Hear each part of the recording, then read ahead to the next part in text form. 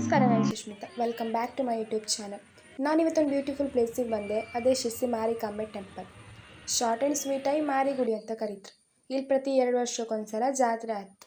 ಈ ದೇವಸ್ಥಾನನ 16ನೇ ಶತಮಾನದಲ್ಲೇ ನಿರ್ಮಾಣ ಮಾಡಲಾಯ್ತು ಅಂತ ಹೇಳಲಾಯ್ತು. ದೇವಸ್ಥಾನದ ಒಳಗೆ ಹೋದ ಕೂಡಲೇ ಮಾರಿಕಾಂಬೆ ಸಭಾಭವನ ಸಿಕ್ಕತ್ತು. ಹಾಗೆ ದೇವ್ರ ದರ್ಶನ ಮಾಡ್ಕೊಪ್ಪ ಅಂತ ಒಳಗೆ ಹೋದ್ರು. ಜನ ಅಂತೂ ಫುಲ್ ರಶ್ ಇದ್ದಿರು.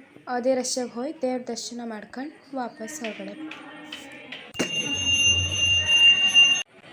ಇಲ್ಲಿ ಮಾರಿಕಾಂಬೆ ದೇವಿ ಅವಳ ಗಂಡನ ಯಾಕೆ ಸಾಯಿಸ್ಕೋತಾಳೆ ಅನ್ನೋ ಒಂದು ಚಿಕ್ಕ ಕಥೆನ ಶಾರ್ಟ್ ಆ್ಯಂಡ್ ಸ್ವೀಟಾಗಿ ಹೇಳ್ತೆ.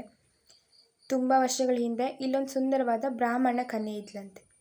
ಅವಳನ್ನ ನೋಡಿ ಮದುವೆ ಮಾಡ್ಕೋಬೇಕು ಅಂತ ಒಬ್ಬ ಮಾಂಸಾಹಾರಿ ತನ್ನ ಐಡೆಂಟಿಟಿನೆಲ್ಲ ಹೈಡ್ ಮಾಡಿ ವೇದ ಮಂತ್ರ ಉಪನಿಷತ್ ಎಲ್ಲವನ್ನ ಕಲ್ತ್ಕೊಂಡು ಮೋಸದಿಂದ ಮದುವೆ ಮಾಡ್ಕೊಂತಂತೆ.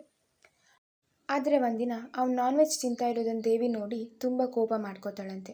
ತನ್ನ ಗಂಡನನ್ನು ಕೊಂದು ತಾನೇ ವಿಧವೆ ಆಗೋಕ್ಕೆ ಶಪಥ ಮಾಡ್ತಾಳಂತೆ.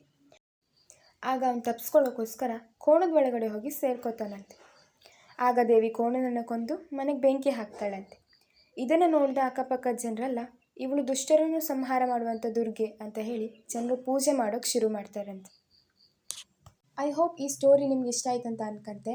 ನಾವಲ್ಲಿ ಹೋದೊತ್ತಿಗೆ ಶ್ರಾವಣ ಮಾಸದ ಕಾರ್ಯಕ್ರಮ ಅಂತ ಭಜನೆ ಕಾರ್ಯಕ್ರಮ ಎಲ್ಲ ಇದ್ದಿತ್ತು. ಅದನ್ನೆಲ್ಲ ಕಂಡು ಖುಷಿ ಆಯಿತು.